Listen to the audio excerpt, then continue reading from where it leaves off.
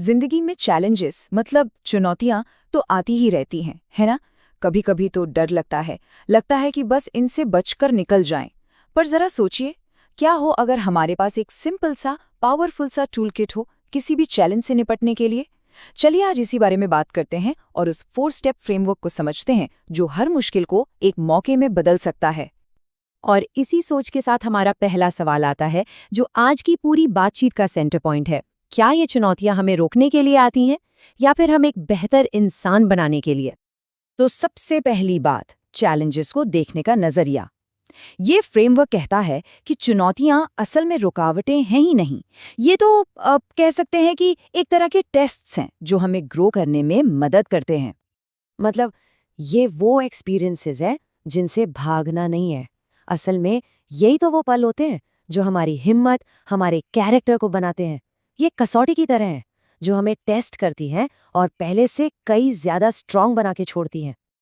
अच्छा, तो अब बात करते हैं इस फ्रेमवर्क के पहले और सबसे इम्पोर्टेंट स्टेप की।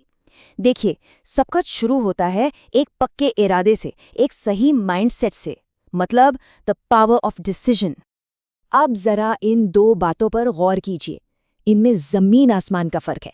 जब हम कहते हैं मैं कोशिश करूंगा, तो कहीं ना कहीं एक डाउट का दरवाजा खुला रह जाता है ना? लेकिन जब कोई कहता है मैं ये करूंगा, तो इसमें एक कमिटमेंट है, एक पक्का इरादा है। और बस यही है पहले स्टेप का पूरा निचोड़। असली लड़ाई बाहर नहीं, हमारे अंदर होती है, हमारे अपने डाउट से। जिस पल मन में ये पक्का हो गया कि ये करना है, आधी जंग तो वहीं जीत ली जाती है। फिर बाहर की मुश्किलें छोटी लगने लगती हैं। ओके, तो पक्का इरादा तो कर लिया, अब आगे क्या? अब बात आती है एक्शन की, एक ऐसे प्लान की जो प्रैक्टिकल हो, जिसे सच में किया जा सके। तो ये है वो पूरा 4 स्टेप प्रोसेस, एक तरह का क्लियर कट रोड मैप। सबसे पहले साफ साफ डिसाइड करो, फिर उस बड़े काम को छोटे छोटे टुकड़ों में तोड़ो।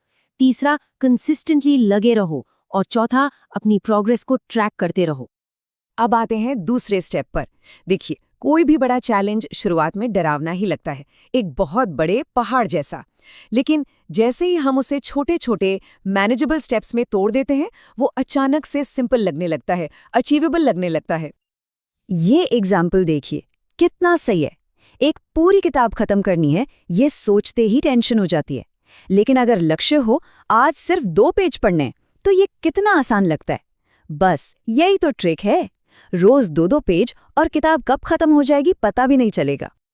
और अब तीसरा मंत्र, जो मेरे हिसाब से इस पूरे फ्रेमवर्क की जान है, कंसिस्टेंसी। मतलब लगातार लगे रहना। यही वो इंजन है जो आपको मंजिल तक लेकर जाता है। इस एक लाइन में बहुत बड़ी बात छुपी है, बहुत पावरफुल है ये। टैलेंट होना अच्छी बात है, पर कंसिस्टेंसी टैलेंट को भी हरा देती है।